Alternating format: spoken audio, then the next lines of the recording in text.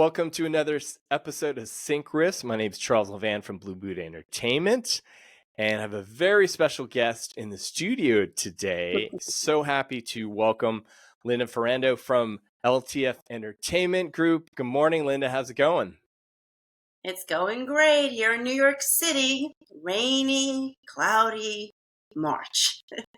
But it's good. It's good to see you. I never, Charles, I Yes. never do anything really like this. So people who knew me from way back when, if they're watching, they may be like, oh my God, she's alive. Look. And they're gonna say, I can't wait to check out the episode because pearls of wisdom that I know you're going to impart, Linda, and a brief intro from your amazing work, former SVP at Atlantic Records, seeing through everything from the marketing, from the sync side of artists like Tori Amos, Phil Collins, Hootie and the Blowfish, Stone Temple Pilots, to name a few, and 25 plus years a veteran of the music industry, and can't wait to chat, Linda, about. We had a great pre-chat the other day, and would love to start, because it's so fascinating, Linda, on the genesis of the sync department in Atlantic and how you built that department from the ground up.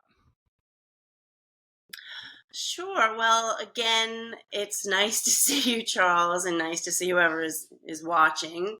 I can't believe I'm still in this business, but here I am. And as we all know, it's changing now by the hour. Not so much even by the day, but it all comes down to sort of the same thing as far as talent. And that's a lot of when I worked with all of these artists, Fat Joe, Little Kim, Jewel, you name it, all of them. I just assumed that they had like a hit record or songs, or hopefully they would not have been signed. But I always found I was looking for their personality or something in them, or a light, or when someone comes into a room and takes over, has something to say. So I'd really hone in on that, and that's kind of how the question I'm answering is that how I really came to I guess prominence at Atlantic is I was in the days of when MTV was like really a big deal, right?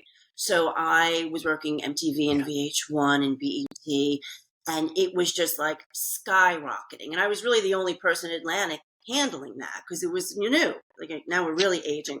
Yeah. And so, and things were taking off, like really taking off. And some things were taking off that weren't necessarily the Atlantic priority. You know how that goes. So, and I was actually part of the radio division, in promotion. So this was a completely different animal. And things were selling, things were breaking, things were like starting to, really go crazy. And Doug Morris, who was the CEO of Atlantic Records, he would just, I was fascinated by his desk. It was, completely, there was nothing on it except a piece of paper. I'm like, how does he, run this whole company with that? And that piece of paper showed, things are happening or they're not.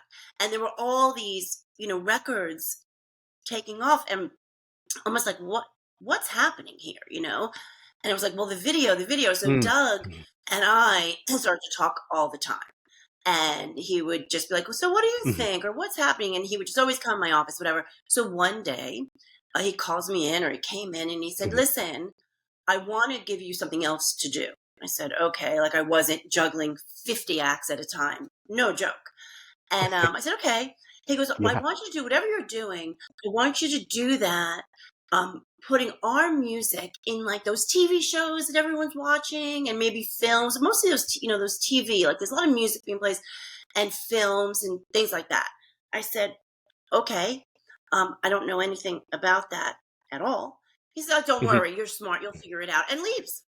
So I go, okay. And, I'm based in New York. Most of everybody was in LA. And I literally just started to figure it out, find out what all these shows were, who directed, who produced, what network, and literally had, and this was, before Google. I wasn't just like, and built it from there. And for any of the old school Mhm. people who know who I am, found all those people and handled that.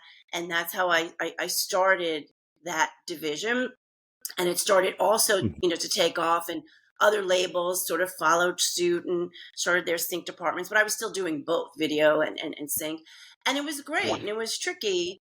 But I got to know so many of the music supervisors and spoke to them as much as I spoke to, the MTV, VH1 kind of people. And I guess in those days, it was more used as a Mhm. promotional tool. It developed into and went into a different department, and eventually where, how much money can we get from these syncs, those kind of things. But Mhm. at that point when we were starting, it was to promote our music on these very popular shows, because I was, dealing with MTV's shows as well, not just music videos, but they had all those, the TRLs and then my so-called, all my so-called life, all that stuff. So, we were trying to Mhm. transfer it into the networks. So that's how that started, and Yes. that's how I started the sync department at Atlantic Records.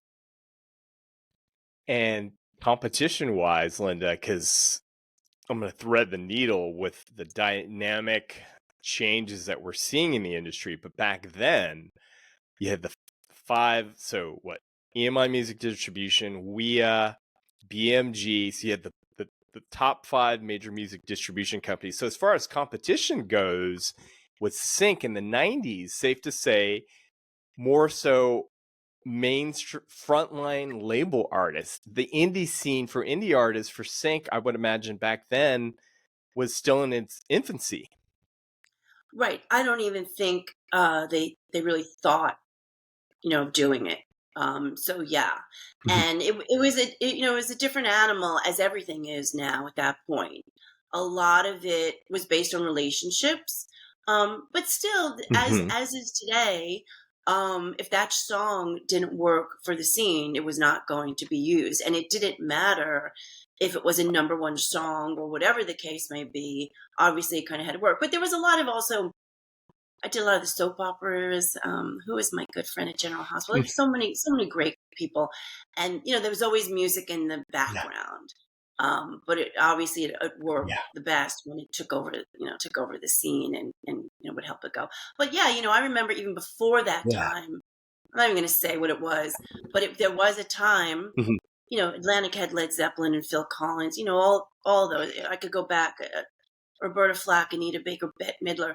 There was a time that if you asked, "Oh, a commercial Mhm. wants to use your music," that was just like blasphemous. Like a beer commercial, Yeah. never would they like Right. stoop to that. It was so different. Where now, if you got a brand and Mm. look at everything that's being used because people are selling their catalog and they're publishing, so you hear music that you knew back in the day was like really special. And when you see them, like when you see it in the background of, I don't know, a chicken commercial, you're sort of Yeah. like if they were asked in the 80s or Yes. 90s, whatever, to their music to be used, it's just the band would just be like, never, never. Yeah. But again, it was It's the times music of was played on radio. People listened to radio. It was a different time. 100%. It's fascinating because, like you said, physical goods, CDs were still the lifeline of the industry. And then when that went away, more pressure on the sync departments. But I would imagine Yeah. would love to thread that needle in it, because also I know you did some work with Apple, and working with Apple. Were there artists for sync as well in that capacity, working with Apple? No, what I had done at Apple, which was a great gig, by the way, it was on a contract basis, and it was really taking over for someone who was, I don't know where they were. And it was supposed to be like a 3 month thing, and it ended up being like a year and a half or something.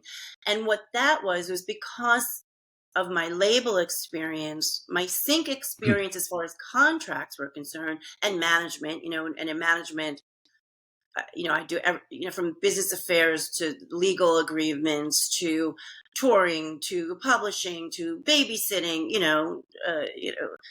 bookkeeper. Um, Yeah. It was they knew I knew how to handle contracts, what it was like when they were using artists' music for any kind of advertising, right? So they had all kinds of departments putting that together and making sure all the pieces were signed off before it hit the world because it was a global thing. And I knew the labels and the artists and managers, so I was sort of the liaison between both those things, really just making sure that it was all just put together, set, no issues, and done, and Mhm. also, and this was Mhm. rare actually. Apple was so on top of things, they really, where, how can I say this, in the old music business, when I was super young, um, it was, well, whatever it takes, get it done. That's the rule. That was it. Yeah. Like, okay, what does that mean? Um, where, an industry like a company like Apple, it's, really, really, really by the book. But there was, certain things, like I remember, I'm trying to Mhm. think, it was maybe Anderson Paak or something, and they were going to do a huge Times Square ad, and it was an album cover, and his tattoo artist, I think, hadn't signed off on it, and we needed Wow. every little bit, to sign off, and it was one of those things where, it came down to like 11:30 at night or something, and then at midnight, it was in Times Square. But yeah, so that was my Wow. small gig at Apple, which was really great. Yeah, no, and it's Mhm. to thread the needle, Linda, because sort of the trends with sync. And would love to spend some time of, when Apple's first used, say, Coldplay in an ad for an iPod. What kind of trends are you seeing with sync, in the early days to present day, and with respect to brand identity, the song has to match the branding of a given product. Well, some people do it really well, as you know, and some people don't. Um, I Mhm. wasn't at all, I'm not speaking on Apple's behalf at all, but, I remember Sure. as someone in the business watching those early Mhm. ads. Um, it was like just like the coolest thing ever, so that was Yeah. Yeah. something that you wanted your artists or your music to be on, because it was done so well. The music was Mhm. upfront. This was a company that was exploding and about to take over the world, and there were a couple things like that, maybe the Gap, or there was certain imaging, and the music Mhm. was so prominent and worked so well, that was great. Now you Mhm. go into, like, again, when I was doing it, I could go back to the shows, from Friends to Buffy the Vampire. You know what I mean? Dawson's Creek to the Gilmore Girls. Mhm. I did soundtracks for ER, Mad About You, TRL. It was just all music, whatever. Oh, And again, some of it was in the background, sure. some of it was interesting. But now, so then there were those commercials that were really exciting, and everybody wanted it because it would actually break, as you know, songs. And even at that time, those Yeah. first Apple Yeah. commercials were before social media. So again, there was, a small amount of places Mhm. where Mhm. you can break something, and I don't have to state the obvious.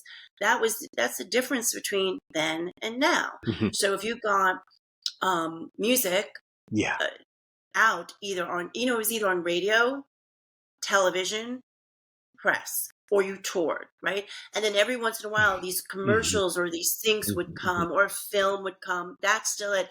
And you go all the way till now. Truly, the things that really you can say, oh, this is what happened, was still a really great sync, or something virally takes off, which is one in like Yeah. 200 million, literally. So you sit there waiting for TikTok or Yes. whoever to, like, your music to finally go off for an established artist or whatever artist, or you get an incredible sync. So even though you hear more music than ever, which is great, and there's more shows than ever in Netflix, Apple, Mhm. no, Hulu, Mhm. it's all over the place.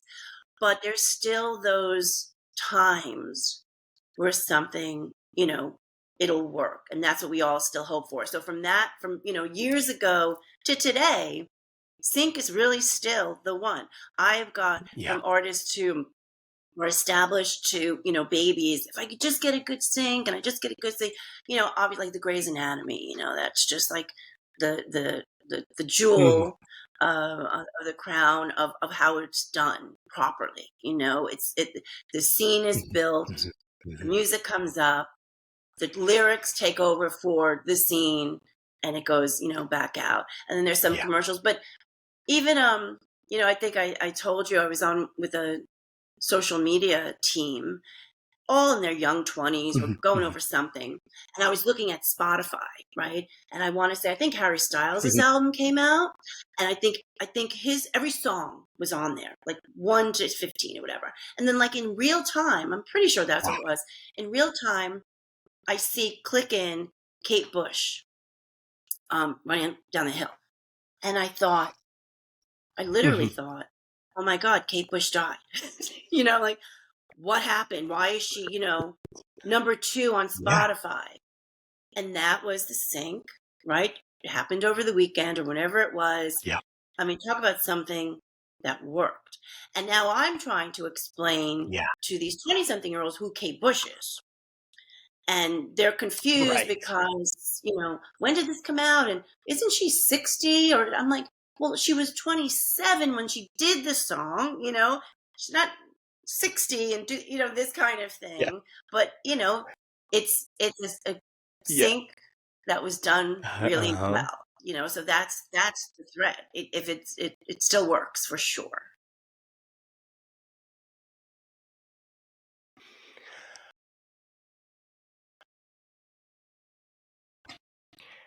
The right song for the right scene. And I think, Lena, what we share together, because preparing for our chat today, um, I wasn't a DJ music director at a radio station, but I cut my teeth in high school and college DJing.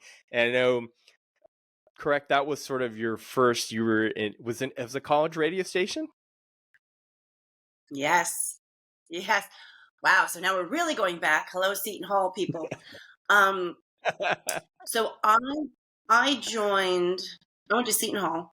I lived in New York, and I won't get Uh-huh. into all the facts and figures why, but specifically, I knew they had a great radio station that hit the metropolitan Mhm. area, Mhm. and I was really interested in broadcasting. I wasn't sure in what capacity would I be I love music, so maybe I'll be a DJ on the radio, or in a club, or maybe I'll do news. Mhm. Maybe I'll be a broadcast person. I was a communication major. I did all of that stuff. And so I joined the radio and I was on the Nice. radio. And then I became music director. I'm like, okay. So I was, picking music and going through music, and these were albums and all.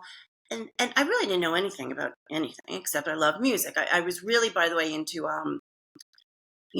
new wave British music. I would go to these import stores all the time and buy all Yeah. these small, singles from London that no one ever heard before, all that. I had that type of show. Mhm. Anyway, but I started Mhm. getting hit up by record companies. I guess the college radio department at these record labels. Mhm. So they would send me music or call me or invite me to come and listen to music in their offices or interview um, artists. Like I interviewed like one of my Yeah. first interviews, and believe me, I had no idea what I was doing.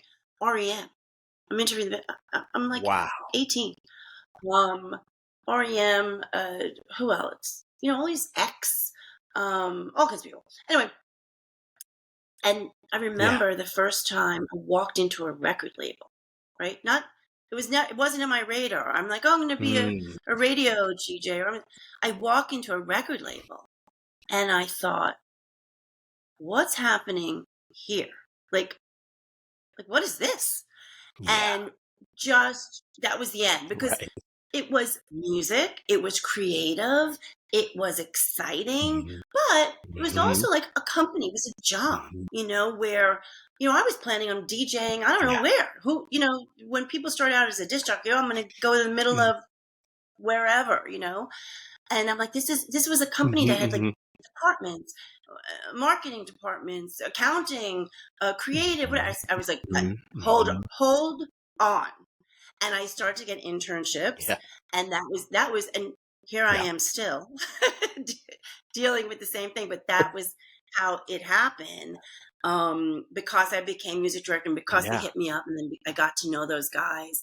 And boy, that's an entirely new Mhm. podcast series on, the record labels of the 80s and 90s, and what that compared to, like, let's just hire AI people today. It was fun. It was a lot of fun and crazy and Yes. exciting and really thrown into the fire. But anyway, that's how I started, and it was like a Sure. light bulb. It was immediate. I'm like, this. I'm doing this.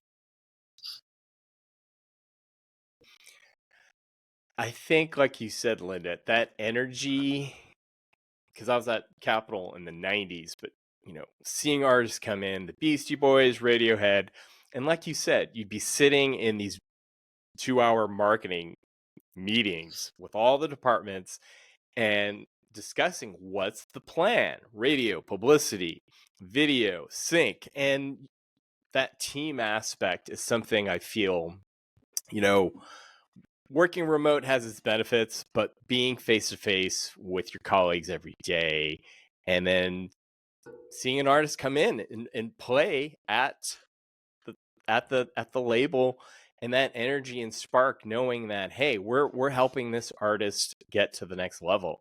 And I'm sure you've got tons of great stories, but being in New York and then working with bands, if you want to talk a little bit about setting up a record for tour, because you handled all facets, correct? Touring, video, sync, everything.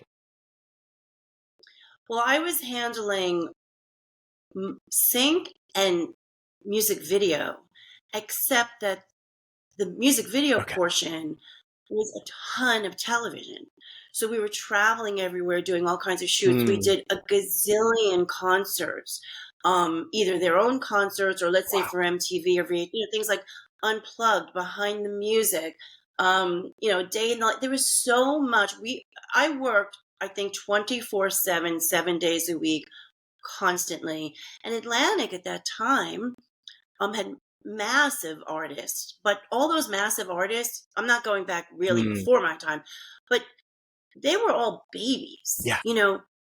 Darius Rucker and Hootie and the Blowfish, Jewel, Tori Amos, Mm, Matchbox 20 and Rob Thomas, mhm. Everything But the Girl, Brandy. I mean, I could go. I got a lit in excess. Stone Temple Pilots, T.I., Fat Joe, Sean Paul. No one knew who these people were Wow.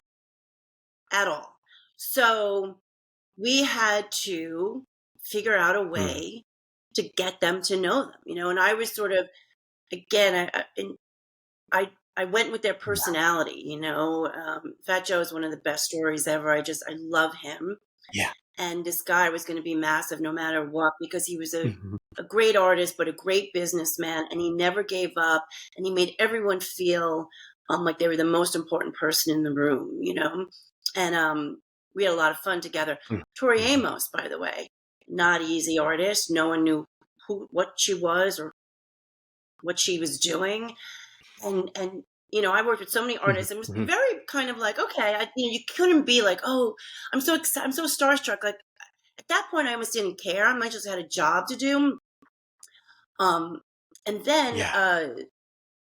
for Tori, just she was playing like in kitchens, like literally in kitchens with people eating, and Wow. we would just try to make it work, and she was so different. I just knew, like, there's something about her, and she just grew and grew, Mm, and her videos were brilliant. She was another one who always on time, always respectful of everyone, from like the doorman to the person behind the camera to the interns, to, like, she got booked on things she should never have gotten booked on because of who she was.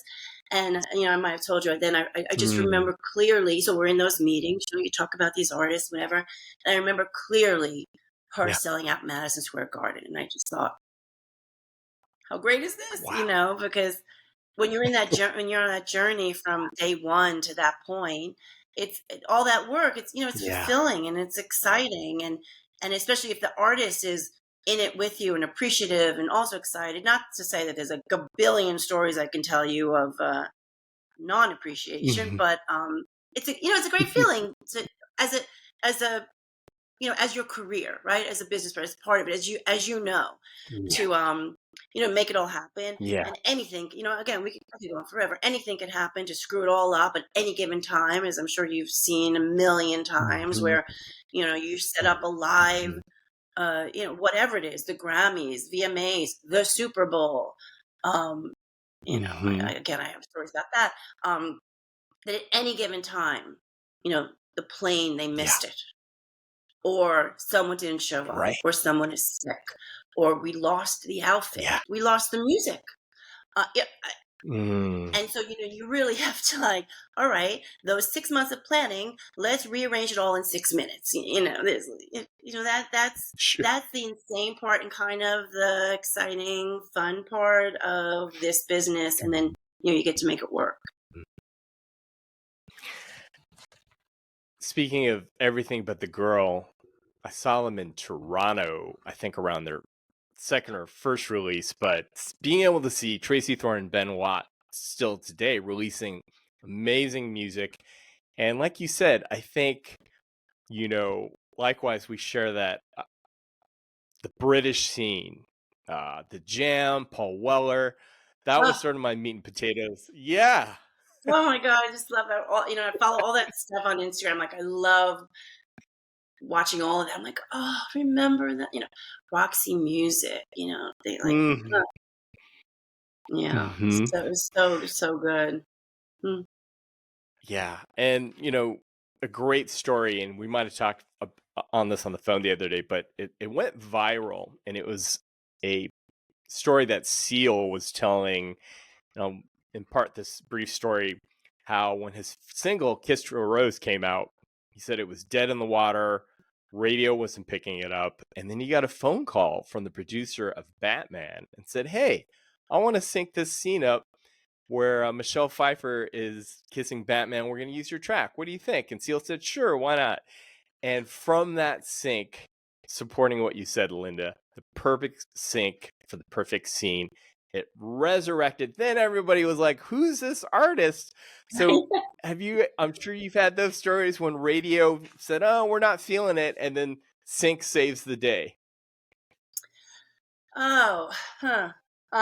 Trying to think which story I could tell you. I'm at a blank at the moment. Um, yeah, I guess a story I can tell that was not Atlantic, that I worked, and it was partly Sync Save the Day and partly back to video, by the way. Pharrell. Mhm. So I Mhm. got a call. This was when I was doing management, still doing management and consulting, but I was also in the beginning still working music videos for people, trying to get their visuals out, because that was, what I was an expert at. And his camp called me and said, Mhm. Pharrell has this song that he loves, and it's in a film, and everyone loves it in this film. And we think that it could be bigger than it is. But I believe he was putting a new record together as well, a new album. So his label Mhm. wanted to sort of stop everything and prepare for this new album to be released. Not this song from a film that's sort of doing great, but that wasn't, I guess, part of their plans. And again, I can't speak for them at all. So I just know the call from that I got. Like, he doesn't want to sort of, I guess, bother them because they're working on this new record, but he really feels that this is something. And there's a really cool Mhm. video, and in the film, it's doing really great. And it was Happy, this big, massive song, Happy. Mhm. So I take the video, I send it to like everyone I know. People start to play it both online and on television, on whatever. And now people start to like really catch on. I think it was what, Despicable Yeah. Me or something. And and the end result is, I think he won like an Oscar and a Grammy and all this, when if he would have, stopped, that's where it probably would, have stopped. So that really, really blew up. And it was Yeah. because this song was in that sync. And it just needed like a little more of a push, especially because I think it was like a kids movie, and maybe his Mm. audience, wasn't necessarily tuned into that, and then it's a massive song. So and people say that to me all the time. I'm a little impatient about it, but the great thing, Mhm. I guess, about the DSPs, and you see it all the time, is that any song can take off now, or wouldn't necessarily. And again, leave it to sync many times because of a great sync, but virally, lots of songs can take off now, Mm. as if it was Yeah. in a massive commercial or a big TV show. And it's Yeah. a song from, last year, 10 years ago, longer. And then all of a sudden, there it is. So how great is that? So that's always like a hope, but you can't really Mm. hang your hat on hope. So, but yeah. Yeah. So now, Linda, would love to thread the needle on advice for independent artists because I know you work with and manage a lot of artists today, and the playing field, all we well know, with royalty streams for the DSPs, there's issues there. But for Mm, emerging new artists, is there any one particular piece of advice that you can offer them in navigating their career? yeah.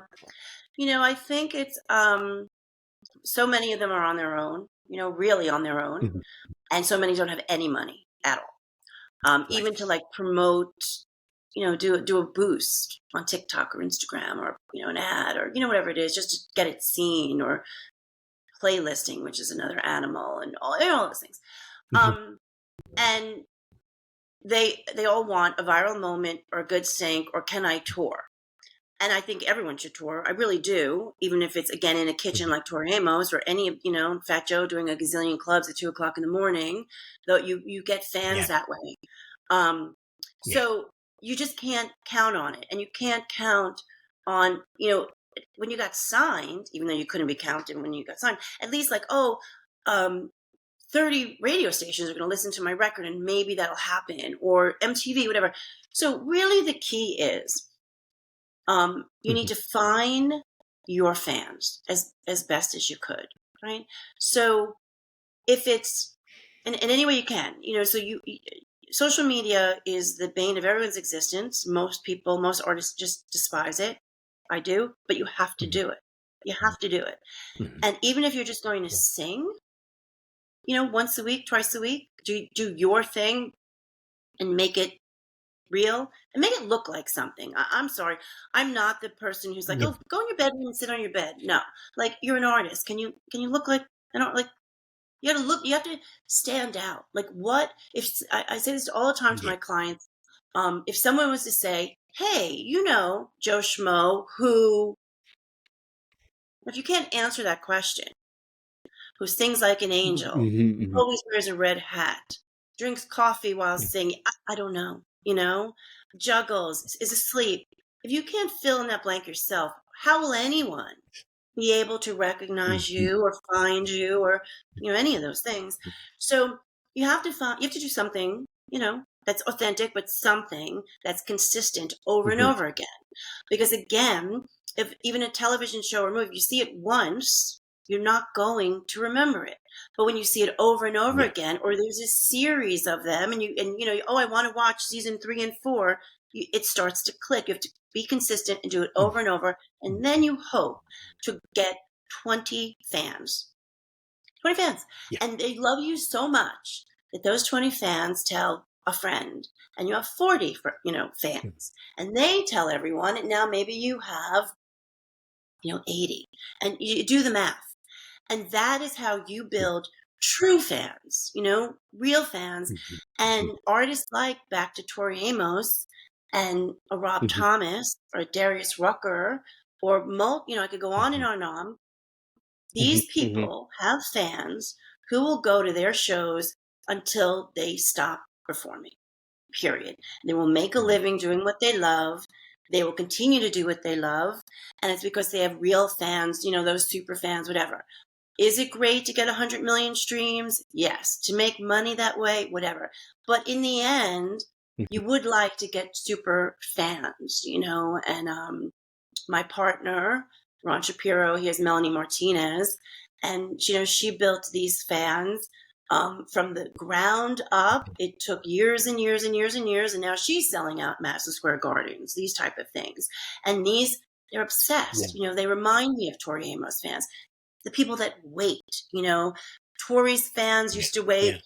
at sound check in the afternoon, just wait for, and she would say hello Wow. to them and talk to them, and at their next gig, Mhm, she'd mhm. remember them and say, how's your grandmother? Mm, This is so social media is a way to say hi, thanks for following me, or how you doing. And when they start talking about their grandmother, you respond, and then they love you. yeah, Again, the music has to yeah. be there, the artistry has to be there, but there's more, and it's a lot of work. Mhm. These artists, if you really want to be massive, you have to work. And if you're not doing something, I mean, 10 hours a day Right. on your career, you're not doing it. So Mhm, it's not just, oh, let me mhm, hit a song. mhm. No, no. I don't know if that answers your question, but, I could go on and on. Ye Yeah, no, Linda, some amazing, key points and to touch on, I think, and we talked about this briefly, is Mm-mm. like you said, fostering your community and then staying in touch with, because if all the social media platforms went away tomorrow, and that's why I think, as a marketeer, your database Uh, list, having your website set up, right? I say that to every client, especially the new ones, Mhm. because a lot of young people, and again, I'm sounding like I'm 90, um, everything is text, right? They're sending me tour plans on text. I'm like, no. I'm getting tours. Yeah. I'm getting texts from my mother, my daughter, and your tour. Like, I can't find it. My Yes. name, email, subject, I find it. So Yeah. emails, but you need an email list, and you need it to grow, and you need to put everybody on there, from your dentist to the next door neighbor to every fan to everything. Mhm. And everyone's a little too cool to ask their followers, but you have to do it. Can I get your email? Because if TikTok goes away tomorrow and you have 10,000, Yeah. 100,000, 500,000, whatever it is, they're now gone. Yeah. So how are they going to find you? Go to Instagram, maybe. You never know. So for so many reasons, Mhm. I'm part of Yeah. the Music Managers Forum, and this is a big discussion on the advocacy end, is how all of these platforms, from Spotify on, they have all of the fans' Mhm. information, though we don't. The major record labels do, but independent artists can't get their hands on it. And those are their fans, Mm. So in whatever way you can, get those addresses and hit them up. Email them once a Yeah. month, whatever. Yeah. So because you don't know what you're going to be fed on your algorithm. You don't, that you may miss. They may miss that you Mhm. released a song. But if you can email everyone, I think you have a greater chance of going, oh wow, yes, the tour is on sale or the single is out. So you really need to get that, get that in order, and ask. Don't be too cool. Like, I need your email, send it to me. Yes, 100%. And, I feel, Linda, a lost art form, and we can touch on it briefly, but Mm. stage presence, connecting, because you and I, like you said, the artists that you worked with back in the day, when they walk into a room or when you see them performing for a label, they've got that charisma and the it factor, and you feel like they're singing personally to you. And I think that's something independent artists honing their craft of being in that moment and really connecting with their fans. Yeah, for sure. I think I could even equate it to what you said before about young people in the music business, right? Especially after the pandemic and all that, and everyone wants to work from home, and and it's connecting with people. So via Mhm. the artists, that's why I like for them to tour, even if it's in the smallest rooms by themselves, to shake someone's hand, Mhm. to thank them, to make eye contact and get their information, and move on from there. And you can do that certainly on social media as well. But same thing, if you do Yeah. some type of connection, where people have to Yeah. feel something. And it goes back to music video days. Um, unless somebody laughs, cries, gets angry, Mhm. or happy, one of those emotions, you've missed it, Mhm. right? So they won't remember for good, bad, or indifferent. So you need to hit some Yeah. kind of nerve where people like, oh, they've made me feel some kind of way. Um, even Mm. anger. Mhm. Let's not get into politics. Um, get people are tuned into you. They're in. Yeah. And same thing again when young people, you know, unless you learn how to read a room, Yeah. which is something where you see someone's Mhm. interested in you, not Mhm. interested, how to make a point, how to back off, or even just like the little things like to Mhm. be out and about. You run into an executive at the coffee thing, and you might, or in an elevator or bathroom, and you make a Mhm. connection, or oh, let's have a drink. You're not doing that on Zoom, and you're really not sometimes doing that on social media. So it's why you really should get out and try. And if you have Mm. it in you, and even if you don't have it in you, try to make that eye contact. Try to Mhm. shake Mhm. someone's Mhm. hand. And I'm not saying be something that you're not, but be something. Yeah. Whatever that is. Yeah. Yeah. And a couple points, couldn't agree more, Linda. And being both of us being radio DJs from back in the day but that emotion, because with sync, something that differentiates pitching music to radio or for a video, the toughest part with sync, as we all know, is if you and I don't feel that emotion through the narrative of the storytelling, the music supervisor and the showrunner aren't gonna they just we lost that opportunity for the sync because of the storytelling. And it's such I think it's that focus to detail of, like you said, whether it's Phil Collins or U2, artists who their music, at best, it's a trip. It takes us somewhere. Either feel happy, sad, or forget our the world is crap today. So let's feel good through listening to a certain song. And I want to, I think that songwriting, artist and repertoire A&R aspect of is a lost art form. Would you agree there? Yes. Again, if you Mm, love her or hate her, look at Taylor Swift. She's got that down. The yeah. storytelling. There's a lot of music out there that begins with a story and ends with an ending, and that there was a, those were poems. Those were lyrics, not just that hook kind of thing, which is something as well, obviously. Um, Mhm, but mhm, that type is uh, not everyone, even though everyone thinks they can, is an artist in mhm, that way. mhm. That can put these thoughts and emotions and words together. Then you add the music, or vice versa, and then it is Yeah. becomes what it is. Um, so yeah, I agree. But the lost art, again, this is a business. Is not just our business. I think I've told this story Right. before. A lot of young artists say, "Well, you know Craig Hellman, you know Monty Littman, you know Sylvia Rohn, blah blah blah. You worked with all those people." I used to do Interscope Mhm. as well when Atlantic brought on Jimmy Iovine to start Interscope, and they brought me in and said, "This is Jimmy Iovine. You're now going to be doing that." I said, "Oh, not Yeah. Atlantic? Oh no, that too." Okay, so these are people who knew what they were doing, right? And so the young artists say to me, "Well, you know them. Can't you I want to sing for them, right? Or play them my music," which is what it used to be, Mm, right? Like, oh, listen to this mm, artist or listen to this voice. And mhm. now, for all kinds of reasons, you know, right or wrong, it doesn't really work that way. And I say to them, if I brought you to any one of those people and they fell down dead from ecstasy, right? They've never heard Mm, mm. such fantasticness. And don't call me any of you guys. I feel that, I know the next question would be, so how are they doing, Lynn? What's the streams? What's the followers? What's the blah, blah, blah, blah? And Mhm, if I said, mhm, well, they've got, mhm. 30,000 streams, it's over. and they may love them Yeah.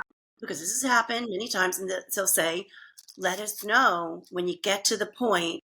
We'd love to, talk again when you get to that point." And what is that point? We're talking in the millions and millions. And again, I'm exaggerating. Mm, Anyone who knows me knows I like to, exaggerate a bit.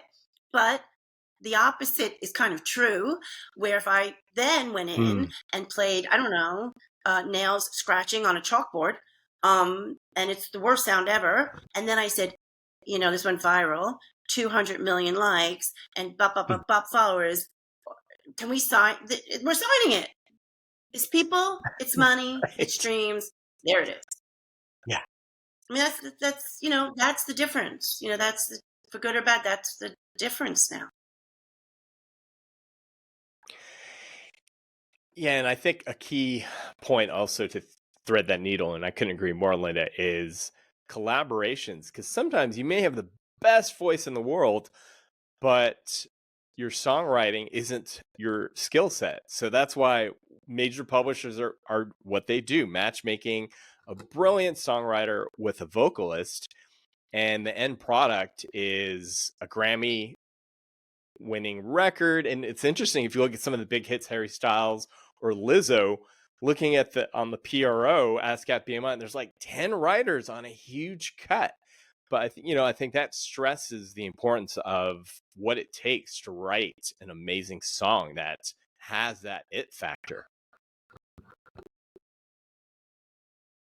Yeah, I guess it's a little of both. There are those people, there's still those brilliant Mhm. solo writers that go in and write their music, and maybe they have one partner and they do it. And then there's those, Mm, big production machines that they have a team, and that's the team. And they crank out the massive hits, and these are the massive producers who are doing whatever the massive sound is at that moment. And who knows what the deal mhm. is, right? Like, all right, we're the team, and everyone's always going to get credit. Or we deal with that a lot. Where, well, so and so wants credit, and I'm like, all right, how much did they write of that song? And like, well, they only gave me those 3 words, and I'm like, they want credit. Okay, Um, so yeah, I sometimes think, but I thought this, back in the day as well. There's also something to be said about momentum of an artist, right? Beyonce's record's coming out tonight, and it's going to be everywhere Mhm. because it's Beyonce and she actually deserves it. But sometimes you think if someone else was singing, not any of these songs, any song, Joe Schmo was singing this song, would it get noticed? Same song, maybe it could sound exactly the same, and no one would ever know at all, ever. But because Beyonce, just fill in the blank, and I'm not, saying her specifically, is doing it, it's massive. Could be the same song. Sure. So um, that's why popularity Yeah. and your team, the strength in numbers gives a lot of these tracks a boost. Not always, but it'll give it a chance. Where Yeah. someone who has nobody following them, fabulous song, and it's a shame, but that happened. That happens forever. It's always happened. Mhm. Like brilliant, brilliant, brilliant artists and music, and no one knows. Yeah. And I think, that is what makes what we do continually exciting. Look, finding that big next track or artist, especially for whether it's for sync. And to thread the needle with one last question, Linda, and we always like to ask is there any particular song or artist, whether an independent artist or frontline artist, that's on repeat at the moment on your playlist? Ah, well, I'll mention because you and I both work with her. Jess Melman is a brand new artist who I adore and is young and exciting and Mhm. really is working hard. Um, Jess Melman, but of established artists, Mhm. I really love, and didn't before, by the way, the Casey Musgrave record. Um, I don't know. It's beautiful, and I would never normally listen to her. I don't know, but I Mm. I heard a few things, and then I saw her on SNL, which again is a dying thing. Like most people don't even have Mm. cable or television anymore. But she did such a nice job, so I've been listening to that record, and weirdly enough, I'll end with this. it brought me back a lot. It's interesting. It was my daughter's 17th birthday the other day. And so I played her Oh, Stevie Nicks, The Edge of 17, right? I'm like, oh, just to be annoying. She's just like, Ma. But so I go on to Spotify and there's a playlist of songs that have 17 in them. I'm like, really? Okay. ABBA, wow. Dancing Queen, she's only 17.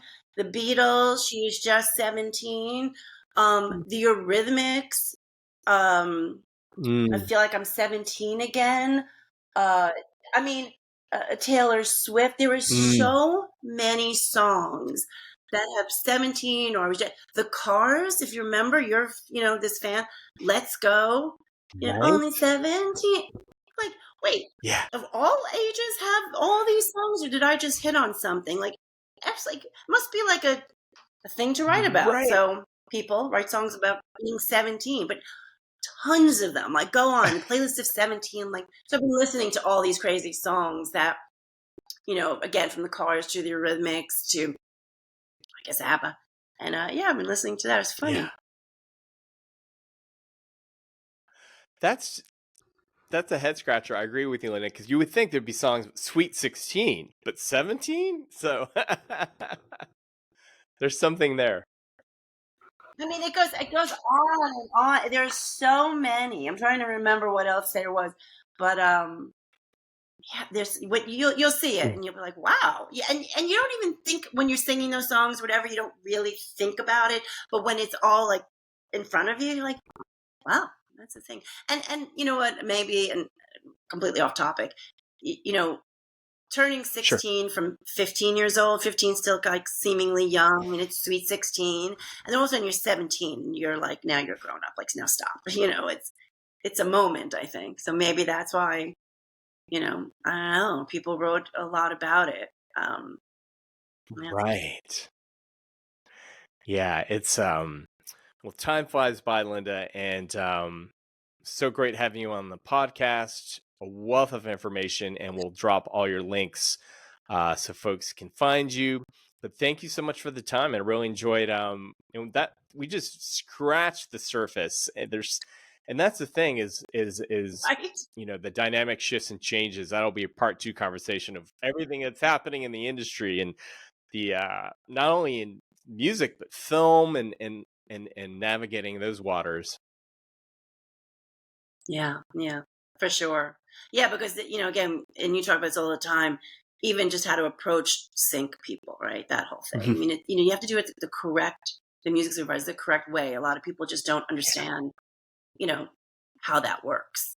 Here's 12 songs, and it's a whole thing. But you've covered that. Yeah. But it was really nice talking to you. Had a lot of fun. Yeah. Thank you for the invitation. Yeah. My pleasure. Likewise, Linda. And thank you everybody for tuning in. And we'll catch you on the other side. And namaste. Go.